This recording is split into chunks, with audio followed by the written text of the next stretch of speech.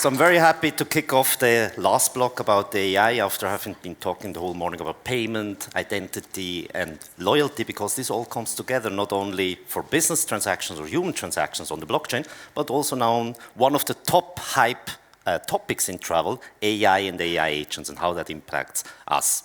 So, quick show of hands. Is there any company in here who has not somehow AI on their agenda today? Sietze? Okay, you are on stage afterwards, you can show us what you are doing. But it is a hype topic, right? And with a lot of new technologies always, we are prone, we are humans, we are very emotional, we are very fast to motivate in certain areas. We jump on it without thinking about the possible pitfalls and what new technology can do. New technology like AI is great, we all agree on that. I, as not a designer, can create the picture in Darth Vader style in 30 seconds, literally by uploading only my thing. And definitely, we will see AI applications helping us a lot with personalization, 24/7 services, improvements, cost efficiency, and so on.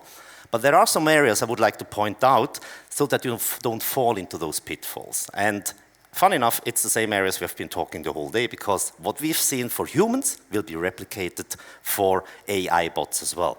Let us start with identity. And it's a true story happening earlier this year. Meet Sunny Lu, that's the CEO of VeChain, who I had the pleasure to have a talk with him over 1 hour over Zoom, as you can see here. Unfortunately, it was not Sunny Lu. It was a guy, a scammer, impersonating him using deepfake AI. So after 45 minutes of grilling him, because I thought something is off, you see me not really convinced in this print screen, something is off, but it was 99% sure, okay, that's scam, can't be, right?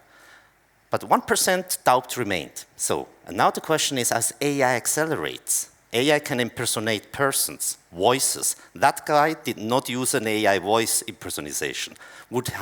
He would have done that, I would have no clue, is he really he or somebody else? So how do we identify us? Humans, but also bots in the future. So more and more bots are actually taking over the internet. Our businesses are coming to our websites, our APIs. How to differentiate the good guys from the bad guys? Our industry has spent billions the last 20 years since e-commerce started, because we have already today a lot of malicious bots. Price scrapers, price comparison bots, people creating load on websites to bring down servers and so on. So how do we differentiate the good guys from the bad guys? And Annette, you will smile. Actually, the answer to that is actually bots need identity. 2025 marks actually a very, very interesting date. 2025, the internet traffic on a global scale, there are more bots on the internet than humans. So 51%, according to some security researchers, of the traffic happening in the internet are bots, no humans. And if you look at how it's going to progress over time, in the next 5 years, half of the internet traffic will be bots. And the bad bot is supposed, according to security, to increase. So what does it mean for us? Apart that we need identity to differentiate the good guys from the bad guys. It has a huge implication on our travel infrastructure. Travel is a seasonal industry. We usually provision our travel websites, API servers, data centers to 100%. We have servers in place who can handle the load, right? There is more load coming. It's expected actually 25% more load in the next 3 years.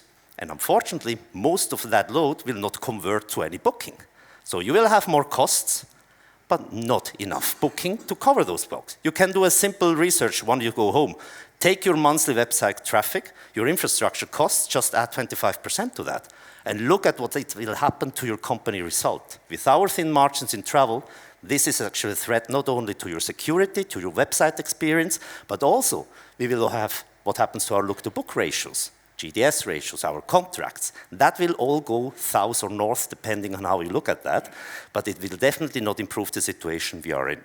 Also, if you look at our yielding systems, CRM systems, if you look at our marketing costs, we will have wrong signals if you are not able to differentiate that. So most probably you will be betting on the wrong traffic, because you think, oh, there's demand, but there's no demand. There's scrapers or whatever. So your marketing costs, your yielding strategy is under pressure as well. So, and what happens usually in our supply chain? Who is going to pay for this? More traffic, more infrastructure cost is usually handled down the whole value chain, from the suppliers to the aggregators to the airline to the customer at the end. So we need new solutions to be able actually, if we don't implement usage-based pricing, for instance, or a system which we can differentiate those bots, the good one, everybody will pay for it, and it will put our margins even under more pressure than there is today. There is actually a concept which I encountered first time 2 years ago on a conference, and it was called coin-operated agents. I liked it very much. It reminded me of the old days when we had phone booth with coins. So basically, you throw in money that you can make a call to somebody. And this is actually that brings us to the topic of payment. So bots in future will need wallets as well. They will need money, not only to pay for a transaction as we saw today, but also maybe to pay for requesting information, receiving information, right? Because somebody needs to pay the bill for all the requests you are thinking. And the good thing is, those bots can not only spend money, but they can also receive money.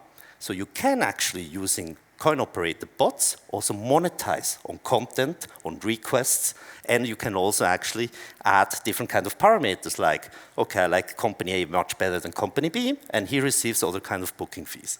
So you can definitely start charging for infrastructure costs which are coming to you in the next thing. AI is often also used as an example, like it will solve all our problems we have in travel. Well, I was recently at a conference where somebody said, I can map any API out there. My first thought was, you have never seen a travel API. Because one of the big problems in travel really is, we talk a lot about standards, but we don't have standards. This lunch, we were talking about that, and actually came to the conclusion that the only standards we have is actually the IATA code, which is more or less implemented in every API out there the same way. But the rest, it's a mess, right? Now, imagine sending AI bots to this mess. What happens? Wrong bookings, maybe not bookings going through. So what happens with the business logic, security-wise? So there's a lot of open questions you have, right? And also liability at the end of the day. And this is something that bots will need as well. That's why also Google is now interesting. They launch their own blockchain, they launch their own protocol to create certain standards that bots can communicate in the same language. It is, I think, utopical to think that AI can solve all those different kind of standard formats which are out there, because one thing is the format, the other thing is the business logic attached to that. So we need some kind of common language, and even more important, those AI bots, they need reliable information. Look at TripAdvisor. They are now generating, or deleting, better said, every month 2 to 3 million reviews. Why? Because there is a lot of content being created which is not verified. Now think of taking this kind of content into an AI. Non-verified content will actually exponentially create worse results than it is today. If we as humans are looking at content today, and we make a search on Google, for instance, we are already trained and used to filter out the good websites from the bad websites. This is something that happens unconscious already. But bots, they cannot differentiate. They will look at data. And if it's not verified, like we saw today from 3LC, for instance, then we definitely have a problem, not only in the liability space, but in function-wise. You also heard a lot about actually compliance. So a lot of you, most probably, are infringing certain compliance by using AIs today. I'm now starting to receive, for instance, NDAs, where it's explicitly mentioned, hey, you are not allowed to share any kind of information, be it pitch decks, be it company information with your AI, any larger long language model. Because where goes that data? What happens with that data? We have no clue. So we need compliance. And actually we have here a company, Garrett from Ironium, who is building, there you go, who is building a compliant LLMs for companies, also connecting that to the Camino ecosystem. So there's a lot coming we need to take care of.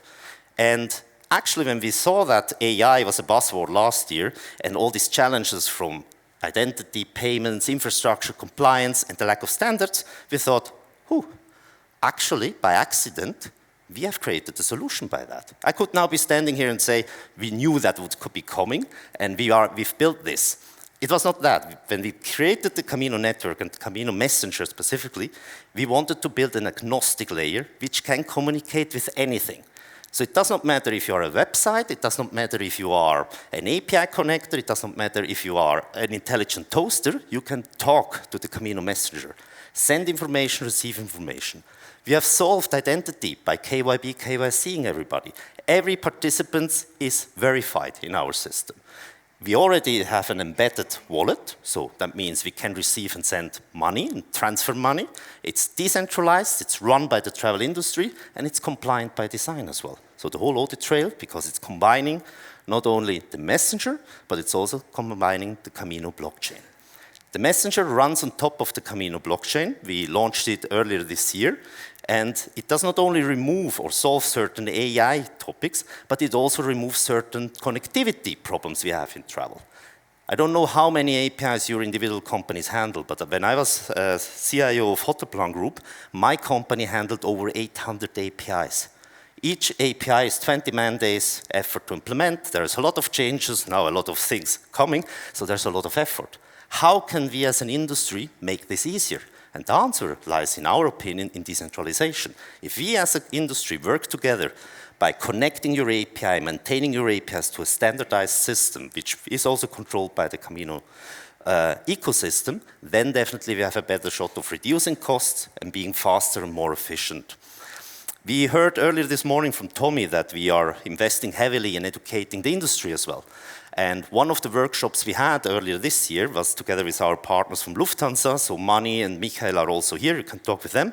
Those figures are benchmark figures they found out during that Decode hackathon we had in Frankfurt, where Lufthansa invited 10 selected distribution partners, and believe me, I'm usually not overselling, but those figures are from them. So they had a team benchmarking GDS bookings versus NDC bookings versus Camino booking. 98% cheaper than a GDS booking. 70% lighter protocol, because we use protobuf. Even 50% greener, so more sustainable, because we use a smaller protocol. And it was 25% faster to implement. We had companies there who were trying for over a month to implement an NDC connectivity, and they made it in 2 days. So definitely something apart from the AI hype, what you should have a look at, how can this be combined? So what we believe fundamentally is, okay, we built the blockchain foundation. AI most probably will be used as a catalyst for more use cases, more transactions on the network. Blockchain can solve certain issues we have today and also prepare us for the future, also using more AI capabilities. And what technology always should do is actually solve problems and pain points. And that's what the Camino ecosystem is about, right? Now, as I started the presentation with an AI image, I made a little experiment with AI. You may saw the picture and also the iconic phrase from Star Wars, so you know that I'm a Star Wars fan.